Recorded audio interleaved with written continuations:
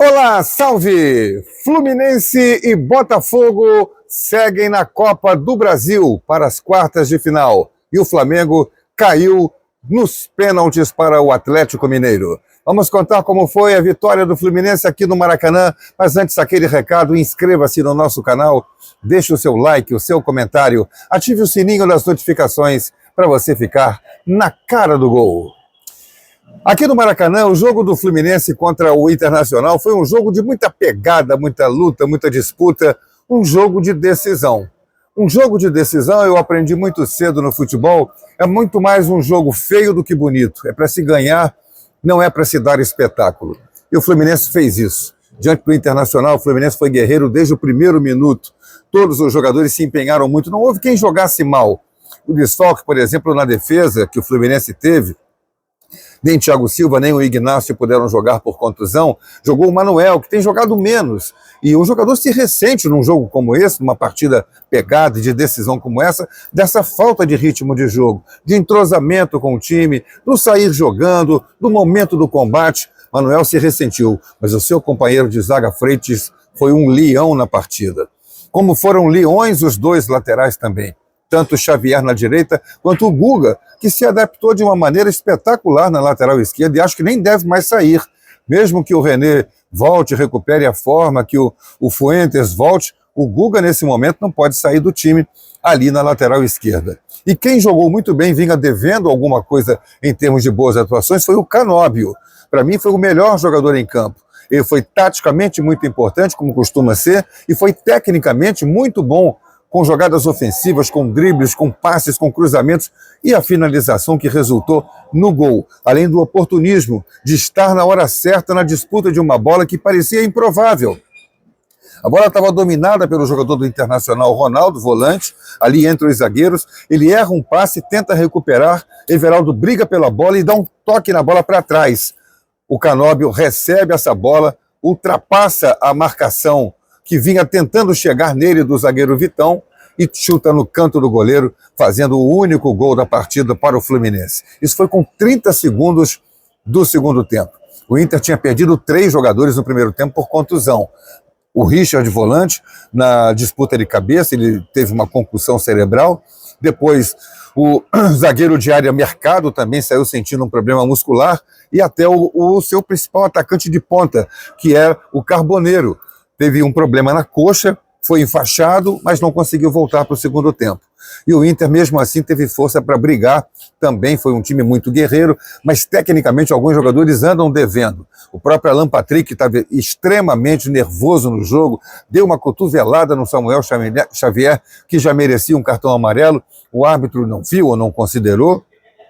Depois ele deu uma outra cotovelada no Guga, numa disputa de bola absolutamente forte, destemperada. Aí ele levou o amarelo, já era para ser vermelho, se tivesse sido aplicado o primeiro cartão amarelo. Ener Valencia entrou, é um jogador completamente diferente daquele que ele já foi um dia. O Borré a mesma coisa, pouca produtividade teve no time do Internacional e o Fluminense acabou conseguindo, na base da luta, da disputa de bola em todos os pedaços do campo, trechos do campo, manter o empate de 1-1, porque o gol de pênalti que levou foi numa segunda cobrança, acabou sendo insuficiente. O Alan Patrick fez o gol de pênalti na segunda cobrança, porque na primeira o goleiro Fábio deu um pulinho para frente e fez a defesa.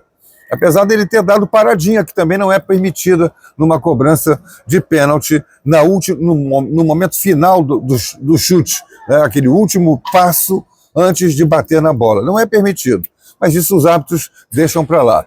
Mandou repetir a cobrança e aí o Alan Patrick fez o gol. O pênalti cometido pelo Manuel foi por causa daquela falta de ritmo que eu falei. O jogador que está sem ritmo de jogo necessário, às vezes perde o tempo da bola e comete uma imprudência, como foi o pênalti que ele cometeu em cima do Bernabéu. Mas no final o Fluminense suportou a pressão, o jogo foi com 9 minutos de acréscimo no segundo tempo, os jogadores, alguns naturalmente fizeram aquela cerinha tradicional e o Fluminense conseguiu, na luta, manter o empate que lhe favorecia por causa da vitória em Porto Alegre no primeiro jogo por 2-1. E o Flamengo caiu nos pênaltis para o Atlético Mineiro.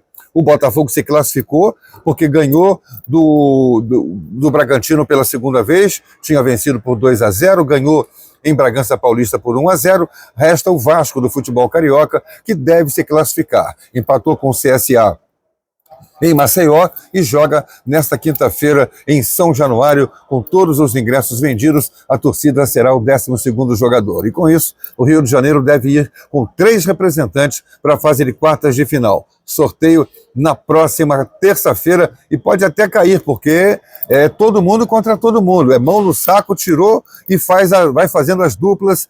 Não tem nenhum tipo de critério, de pré-critério para o sorteio. Pode acontecer até de cair um Botafogo e Fluminense por causa dessa particularidade do sorteio na próxima terça-feira. Então é assim que está a Copa do Brasil, com times cariocas brigando. E olha, importante, hein? Gigantes do Brasil, da Copa do Brasil, já caíram fora. Caiu o Flamengo, caiu o Palmeiras para o Corinthians, caiu o Internacional, caiu também, e ficou o Corinthians, né? Caiu o Bahia, continuou. O Atlético Paranaense eliminou o São Paulo, era o outro nome que eu queria lembrar. Então, estão ficando equipes, digamos assim, com um pouco menos de tradição, em que pese o Atlético Paranaense já ter sido também finalista de Copa do Brasil, já ter chegado em decisões, mas hoje é um time de segunda divisão do futebol brasileiro.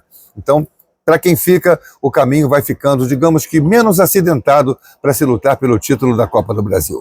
Aquele recado para você: inscreva-se aqui no nosso canal, deixe o seu like, o seu comentário, ative o sininho para receber as notificações e você vai ficar na cara do gol.